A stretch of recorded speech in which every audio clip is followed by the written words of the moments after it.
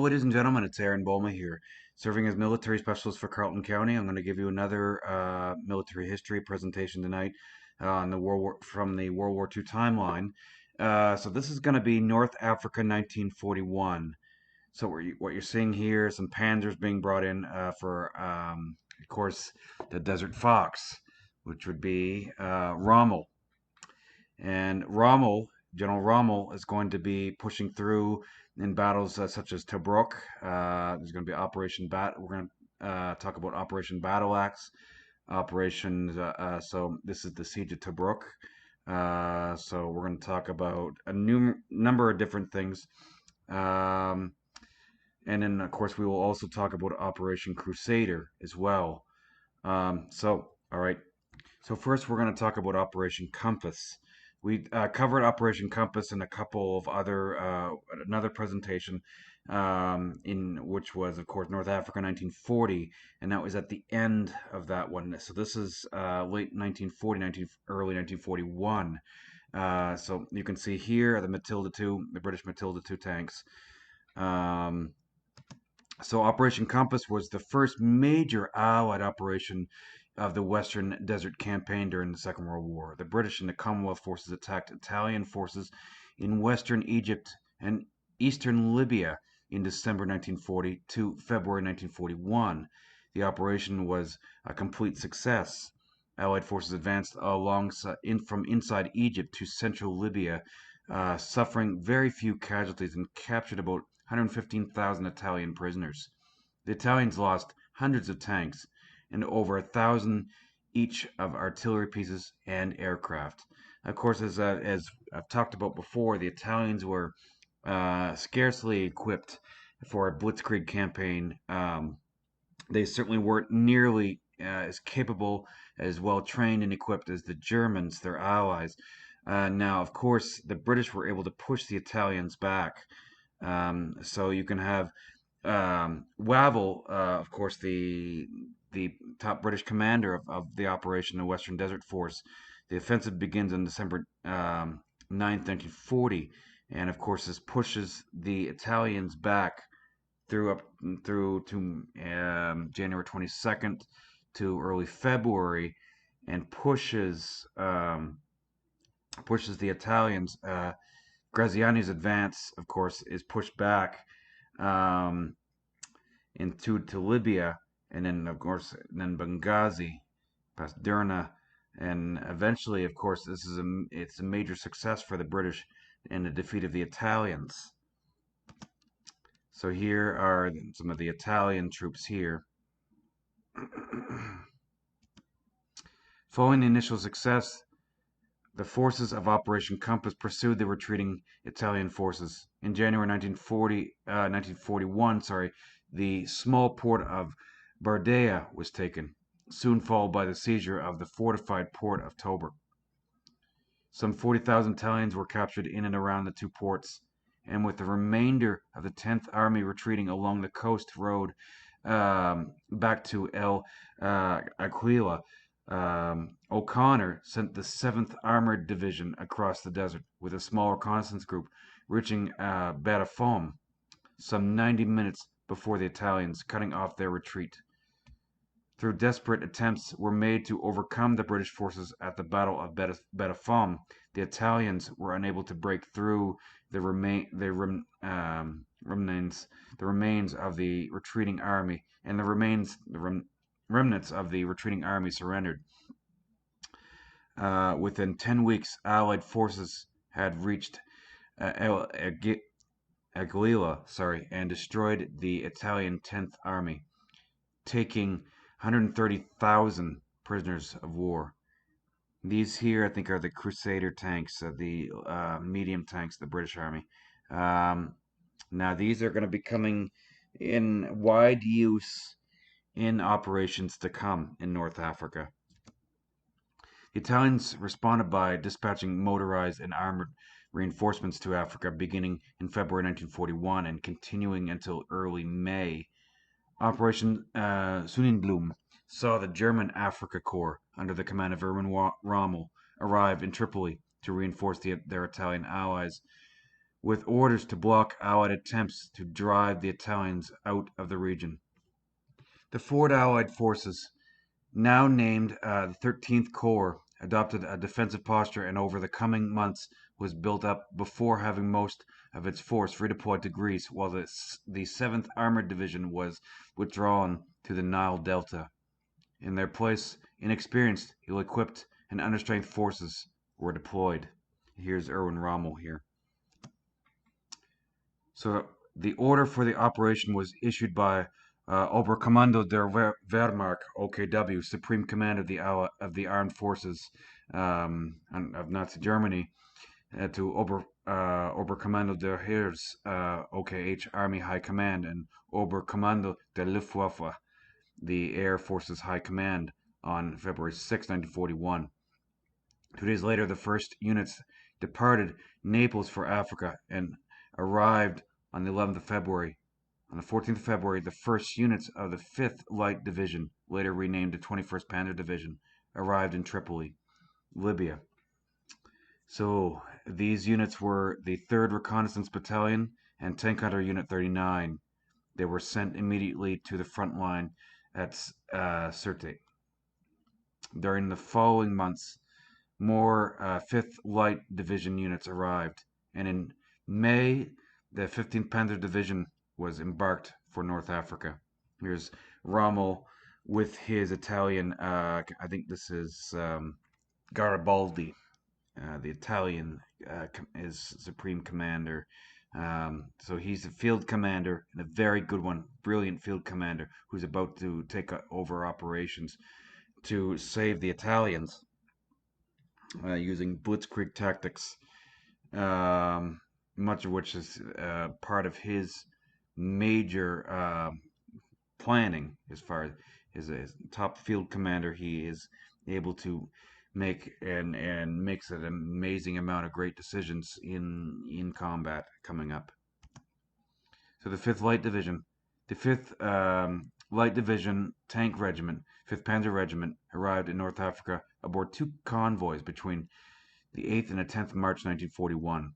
The regiment, 155 tanks strong, consisted of 25 Panzer Is, 45 Panzer IIs, 61 Panzer IIIs, and 17 Panzer IVs. These Klein Panzer Kampfwagons and 3 Klein Panzer Kampfwagons, Waffenwagons rather, and 4 Panzer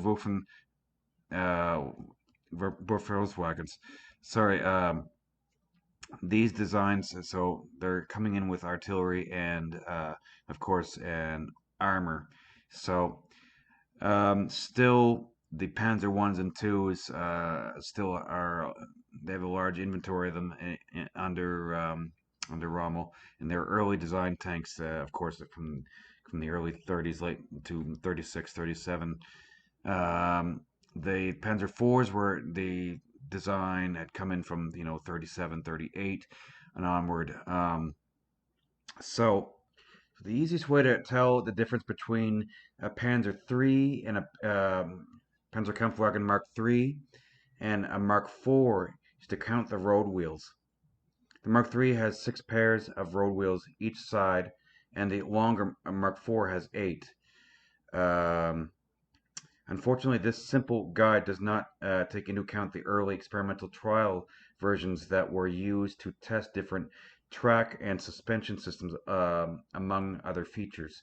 The Panzer III was the main battle tank of the German army during the early years of the Second World War. It would later be replaced by the Panzer IV and Panther, and then, of course, the Tiger tank, Panzerkampfwagen 6, Tiger 1. On January 27, 1934, authorization was given to develop a 10-ton tank with a 3.7 centimeter cannon, L-45 gun, in the turret, codenamed Zengführwagen, Platoon Leader's Tank, abbreviation ZW. 2 trial tank chases were ordered from Daimler Benz and 1 from MAN, MAN. 2 trial turrets were comprised from Krupp and 1 from Rheinmetall. These orders were certainly increased. So of course, Panzer III Os B, of course, had the main 3.7 centimeter KWK 36 gun, three 7.92 MG 34 machine guns, armor 5 to 16 millimeters, weight 16 tons.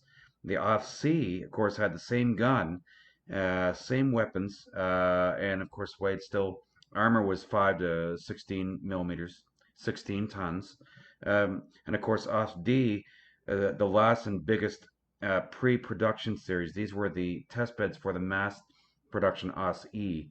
This one served in Norway, of course, 1940, and then onward into 41, which is what we're seeing in North Africa here. So in North Africa, of course, you have the larger, the more advanced variants. So OS E, Panzer III OS E and OS F were heavier, 19.5 tons, had a KWK 36 or KWK 38 5 centimeter gun, L42. Armor was 10 to 30 millimeters. Crew 5, of course, at 40 kilometer an hour speed, and with a range of 165 kilometers. That's from OS E. The OS F was very similar to the OS E and OS G variants. Previous variants used to test different suspension systems and other features. The OSE was fitted with torsion torsion bar suspension with 6 road wheels on individual swing axles. 3 track return rollers were positioned above the road wheels. So there's different variants, and of course, it was also fitted with an 285 horsepower petrol gasoline engine, which had a different magneto and modified cooling system than the 250 horsepower engine on the OS E. So these are the Panzer III types that were used in North Africa, and of course these are used. Rommel has a number of these at his disposal. So OS E were used in, say, Belgium, Holland, and France and whatnot. And of course, the later Panzer III OS F was fitted with the 5 centimeter guns, the L42 guns. An armored vent was fitted onto the roof of the turret and rear engine deck to enable it to cope with the dust and heat of the North African desert. And that's what those are the ones that were used in North Africa. So they were also used on the Eastern Front later on against the war against the Russians. Again, these were 19.5 tons, armor 10 to 30 millimeter. There was actually 636 of these built. So you can see the Germans are also they're experimenting with new equipment, new tanks, armored vehicles, whatnot. But they're building them, they're putting them into battle, but they're also experimenting and making them better as times go on, time and time again, and as each success and failure draws them closer to making better vehicles. Of course, the Allies have to as well. So while the tanks of the regiment were being loaded onto Italian cargo ships in the port of Naples, the cargo ship Leverkusen caught fire and sank, resulting in the loss of 10 Panzer IIIs and 3 Panzer IVs on board. 10 replacement Panzer IIIs, a mixture of OS F and OS G models, like I've mentioned, were requisitioned from 6 Panzer Regiment, and 3 newly built Panzer IV OS-Es were shipped to Libya between 10th and the 14th of April. However, they did not reach the regiment until the 29th of April. A further 25 Panzer I OS-As were shipped over to North Africa to reinforce the regiment, arriving in Tripoli on the 10th of May. On paper, the peak strength of the 5th Light Division in North Africa was therefore 50 Panzer Is, 45 Panzer IIs, 71 Panzer IIIs, 20 Panzer IVs, 3 Klein Panzerwagens, 4 Panzerwagens. So the Klein Wagens and then 4 Panzerwagens. All the tanks in 5th Panzer Regiment were still painted in dark gray, RAL 7021, and carried the 3rd Panzer Division's divisional emblem the inverted Y with 2 strikes. Here's Panzer III here.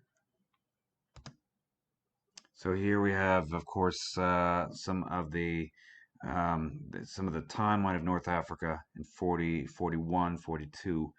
We talked about Operation Compass.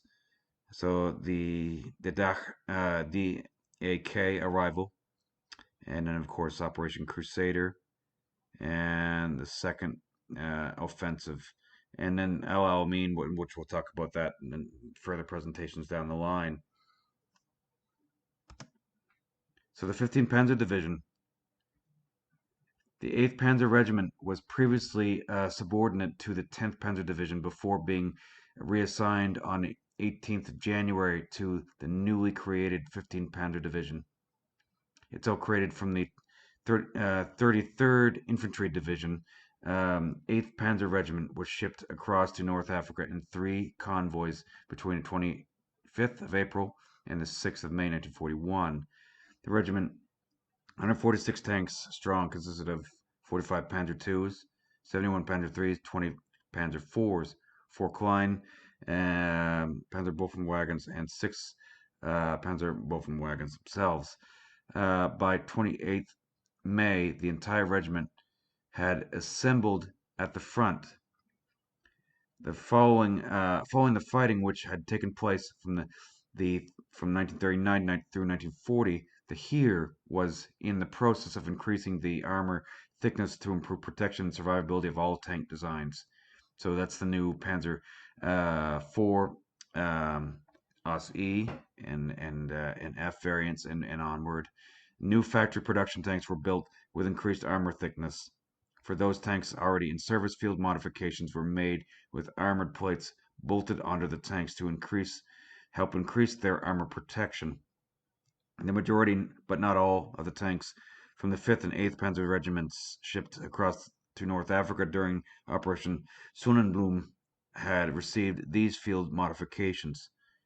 Though a small number had the added armor from the new factory production run. All tanks which were sent to North Africa were also modified for desert conditions, including improving the engine air cooling circulation, increasing the speed of the radiator, and cutting holes into the hatch covers of the rear decks on the tanks. So all of that's meant to decrease dust and increase survivability and cooling of the engines. So here's some of the timeline of operations in North Africa. So 5th of January, Bardet captured by British and Australian force. 22nd, Tobruk captured by British and Australian force. 30th of January, Australians capture Derna, Libya. The 5th of February, Betafam captured by British. 6th of February, fall of Benghazi to the Western Desert Force. Lieutenant General Erwin Rommel is appointed commander of Africa Corps. The 7th of February, what remains of the Italian 10th Army surrenders. February 9th, Churchill orders to halt British and Australian advance at El Agheila to allow withdrawal of troops to defend Greece. 14th of February, first units of the Africa Corps under Erwin Rommel start to arrive in Libya during Operation Sundubum. That's where we're at right now. 24th of March, Allied forces at El Agheila defeated. Erwin Rommel starts his advance. The 4th of April, Australian and British forces withdraw from Benghazi. Benghazi captured by Axis. 6th of April, British 3rd Armored Brigade is captured in Derna. 8th of April, British, Indian, and Australian forces captured at Meshali. 10th of April, siege of Tobruk begins with Australian, British, and Indian forces defending. 15th of April, British forces are pushed back to Somme on the Egyptian border with Libya. The 30th of April, Australian forces lose a small part of their positions in Tobruk during the battle of Salient. Roughly a sixth of Tobruk is now held by Germans. 3rd of May, Australian forces counterattack in Tobruk unsuccessfully. And the 15th of May, British troops launch Operation Bravity to gain more territory from which to launch Operation Battle Axe later in the year, and I'll get to all of that. So, and then the 16th of May, Italian forces attack Australian forces in Tobruk, forcing them to withdraw. 16th of May also, Operation Bravity is called off. Allied forces fall back into the Haifa Pass, captured the previous day. 26th of May, German forces launch Operation Scorpion and move up to Haifa Pass. Hellfaya Pass, rather. 27th of May, German forces recapture Hellfaya Pass. British troops are forced to withdraw. 15th of June, British and Indian troops launch unsuccessful Operation Battle Axe. 5th of July, Achenlich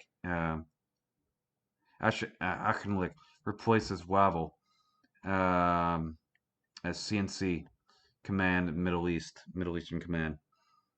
15th of August, German Panzer Group Africa activated with Rommel in command. 1st of October, 5th Light Division redesignated 21st Panzer Division. 18th of November, Auchinleck's offensive Operation Crusader begins with British, Indian, South African, and New Zealander forces. And that's all of what I'm going to cover. 21st of November, British Armored Division defeated at City Rezag in withdrawals. 22nd of November, New Zealand forces attack Gurba, but are unsuccessful. Indian forces capture City Omar. So, and of course, the 23rd of November, New Zealand forces capitalize on Indian advances to wreak Africa Corps HQ at Ber El Chilta. 23rd of November, Rommel launches panzer attacks on the British 30th Corps, but faces resistance from SA, South African, New Zealand, and British forces. Of course, British and New Zealand forces withdraw towards Belagoubi. 25th of November, panzer attack on Indian forces at City Omar is repulsed. In the second attack in the evening, Indian forces destroy the 5th Panzer Division. 26th November, Ritchie replaces Cunningham as commander of 8th Army. 27th November, New Zealand troops at City Azaz defeated by overwhelming advances of panzers and German infantry. 28th November, 15th Panzer Division, despite being outnumbered 2-1, forces British tanks to retreat, exposing the New Zealand forces at Eduba on the Tobruk bypass. 1st of December, New Zealand troops at City Rezag suffer heavy casualties by panzers. 3rd of December, German infantry suffers heavy defeat at the hand of New Zealand forces on the Bardea Road near Monaster. And then German forces suffer losses against Indian forces and and they're forced to withdraw at Capuzzo. Try Capuzzo. So these are all the overall timeline of what's coming up, and I'm going to next few days get as far as I can through Operation Crusader, and so it's going to be a number of videos. I'm going to have to do it in different parts. 4th of December, New Zealand forces repulse German attacks on Eduba. Indian forces face attrition in an uphill attempt to capture Point 174 against entrenched Indian forces without artillery support. 7th December, Tobruk siege relieved by 8th Army consisting of British, Indian, New Zealander, and South African forces. 13th December, 8th Army attacks Gazala Line. New Zealand forces stopped at Alem Hamza. Indian forces take Point 204, and Indian infantry face Africa Corps and against heavy odds destroy 15 to 39 Panzer tanks. 14th December, Indian troops repel repeated Panzer attacks on point 204, and 15th December, German advance overruns British forces en route to point 204, but Indian forces at point 204 hold on. The 16th of December, Rommel faces reduced panzer numbers, orders withdrawal from Gazelle Line, and of course, the 24th December, British forces they capture Benghazi. 25th of December, Christmas Day, Agadir is reached by the Allies. 27th December, Rommel inflicts heavy damage on British armor, who have to withdraw, allowing Rommel to fall back to El Agheila. 31st of December, front lines return to El Agheila. So that's the overview of a lot of the stuff I'm going to cover. Although Rommel had been ordered to simply hold the line, an armored reconnaissance um, soon became a fully fledged offensive from El Agheila in March 1941. In March to April, Allied forces were forced back, and leading general officers, and of course the leading general officers captured. So they were leading general officers that were captured, and the Australian 9th Infantry Division fell back to the fortress port of Tobruk, and the remaining British and Commonwealth forces withdrew a further 100 miles, 160 kilometers east to the Libyan-Egyptian border. With Tobruk under siege from the main German-Italian force, a small battle group continued to press eastwards, capturing Fort Capuzzo and Bardea in passing. It then advanced into Egypt, and by the end of April had taken Sollum and the tactfully important Halfaya Pass. Rommel garrisoned these positions, reinforcing the battle group and ordering it onto the defensive. And here is, of course, Rommel, Erwin Rommel, and Adolf Hitler. Yeah, of course, Hitler definitely he's put a lot of faith in Erwin Rommel in doing this because he is a well known commander from Europe, but he's also certainly, this is going to be one of his major times to shine. They call, of course, Rommel the nickname the Desert Fox. So, so when the trial vehicle 622 went into production as the Panzer Kampfwagen 4 Aus A in 1937, probably nobody realized that they had developed a vehicle that would become the mainstay of the German Panzerwaffe armored corps well into the Second World War. It replaced the Panzer III as the most numerous German battle tank and fought alongside the later Panther, Tiger, and King Tiger, Königstiger tanks later near the end of the war. The overall design of this tank dated back to November 1934 when the WA PRW-6, a section of the Heereswaffenamt Army Procurement Agency, had demanded a support tank, later to become Panzerkampfwagen 4, and a battle tank, later became Panzerkampfwagen 3. So, although they in production for 8 years and modified during every production run, the overall layout and appearance of the Panzer IV never changed. The engine was located in the rear of the vehicle, connected to a drive shaft which itself was attached to the transmission in the front. One unique feature of the Panzerkampfwagen 4 was the asymmetrical hull to connect the turret raise to the transmission to allow the turret to be traversed faster. To accompany this, the turret was offset 6.50 centimeters, 2.62 inches to the left, and the engine 15 centimeters inches to the right. So this is just some of the overviews of how the design of the Panzer IV came to be. So the main armament of of course, the Panzer IV A to F was the 7.5 centimeter KWK, as the abbreviation for Kampfwagen Kanon, Combat Vehicle Tank Gun 37. It's called the L-24. It was a howitzer type weapon with a very short barrel originally, which is 1.7 meters long, mounted in the front of the turret, as you've seen in the pictures which I've shown you there. Of course, these pictures here are of the later variants with a longer barreled gun. So initially, the barrel was mounted on a jacket cradle with the recoil mechanism and recuperator located to its left and right side. It had a semi-automatic gun breech at its rear. The gun fired high explosive HE, armor piercing, so AP, and of course this is the British Matilda tank, which of course had been destroyed by Panzer IVs in numerous occasions. It also had, of course, I believe that's the Valentine there, and the Crusader.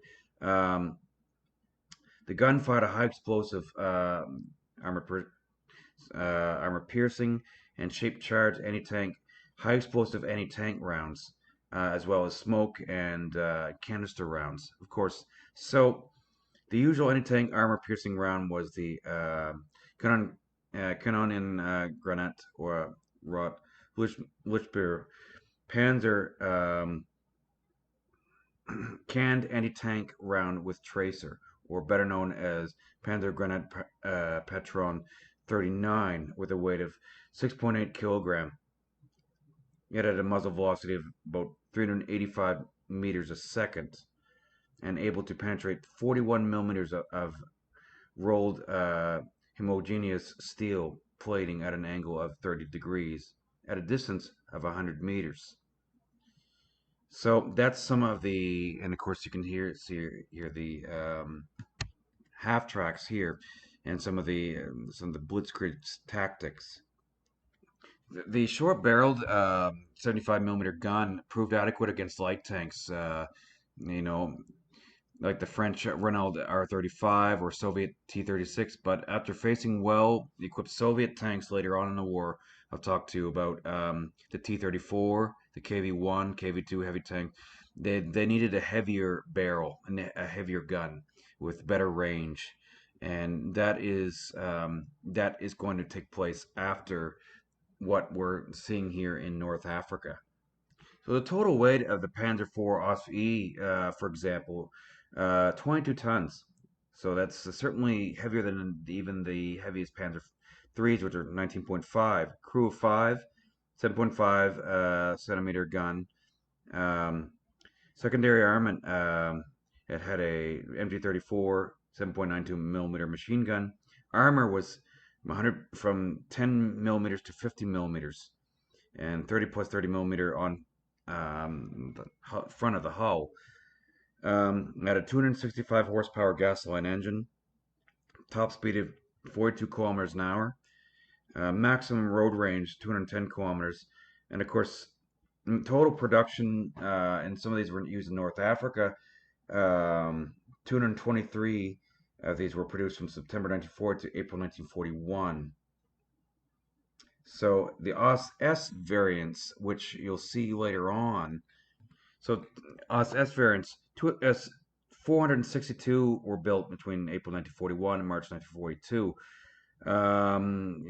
Again, 265 horsepower gasoline engine, and here's some of them here, and seeing pictures and video here. 22.3 tons, that's long tons. So, and a lot of these are some of the mainstay tanks that, these are also OS-G, which are going to be seen later on with the extended gun. Those were produced, the OS-Gs, there was over like 1700 of those produced. And those are used in 1942 and 43, but though you can see the evolution in the design from how, so the OS F2 was the first, I believe it was longer variant, the first long gun variant, I think. I could be wrong, but the tankencyclopedia.com page is very helpful in what I'm trying to explain here, trying to make sure I have the right information. So, in case you're wondering what the Panzer Wolfswagen is, it's actually a command vehicle. Okay, so it's a light armored command vehicle, and that's what they got for the field command operations for the tanks for operating for Rommel's tank corps to his Africa Corps to operate as a field command vehicle. SD.KFZ 265 was the German Army's first purpose-designed armored command vehicle, a type of armored fighting vehicle designed to provide a tank unit commander with mobility and communications on the battlefield. So that's what their design is. The Klein version and the Panzer Volkswagen itself. It's a mass-produced. It's a modification of the Panzer I A, and it saw considerable action during the early years of the war, and serving in Panzer units through 1942 with other formations and up even until late into the war. In early 1941, British forces were engaged in Operation Compass, an attempt to drive the Italians out of North Africa. And so, on the 21st of January 1941, the Australian 6th Division made an assault to capture the Italian garrison port of Tobruk, which offered one of the few good harbors between Alexandria and Tripoli. The Italian army was unable to put up an effective resistance. The Italian commander, General uh, Petassi Manella, was taken prisoner after 12 hours of battle, and 24 hours later, the Australian troops had cleaned up the remaining resistance. The Australians lost 49 dead and 306 wounded, while capturing 27,000 Italian POWs, 208 guns, and 28 tanks. Many serviceable trucks and a large quantity of supplies were also captured as the Italian army was getting ready to advance toward Egypt. The Italians had constructed some impressive defenses, including a perimeter of ready to advance, uh, including a perimeter of concrete pits. Sorry. By the end of the first week in February, Operation Compass had resulted in the Italian forces being driven from Cyrenaica, Cyrenaica, and in the surrender of the Italian Tenth Army. However, the Allies were unable to take advantage of their victory. With the Italians close to collapse, Winston Churchill commanded the British General Staff to call a halt to the offensive in order to allow many of the most experienced units from Richard O'Connor's 13th Corps to be moved to Greece to fight Battle of Greece, right? So this is just an overview again of some different of the stuff. Um, the experienced 6th Australian Division and the fully trained, equipped New Zealand Division were withdrawn from Egypt and the Western Desert to go to Greece. Meanwhile, the tanks of the 7th Division, after 8 months of fighting, needed to complete overhaul, and the division to withdraw to Cairo and ceased was the division. They were ceased to be available as fighting in formation. So the 13th Corps was wound down to become a static headquarters, and O'Connor became the commander of the British troops in Egypt, in Cairo, sorry, while Lieutenant General Sir Henry Mulholland Wilson became military governor of Cyrenaica before leaving to command the expeditionary force in Greece. Cyrenaica was left with only the inexperienced and understrength 2nd Armored Division, whose tanks were also in a poor mechanical state, and the newly arrived and only partly trained 9th Australian Division. The British 6th Infantry Division was being formed from various battalions in Egypt, but had no artillery and supporting arms, while the Polish Brigade Group was not yet fully equipped. The Allied position in uh, Cyrenaica was hampered by supply difficulties caused by air attacks on Benghazi. Stripped of anti-aircraft and fighter defenses which had been sent to Greece, the port had become so dangerous for Allied shipping that by the third week in February it had to be closed and forward units supplied from Tobruk, a further 200 miles, 320 kilometers east. As a result, practically all available vehicles had to be committed to transporting supplies, so compromising the mobility of the fighting units. And of course, now I'm going to come up with the siege of Tobruk. And the siege of Tobruk is going to be something that I'm going to cover here, and it's quite a really interesting operation. And they're fighting tooth and nail to defend this area.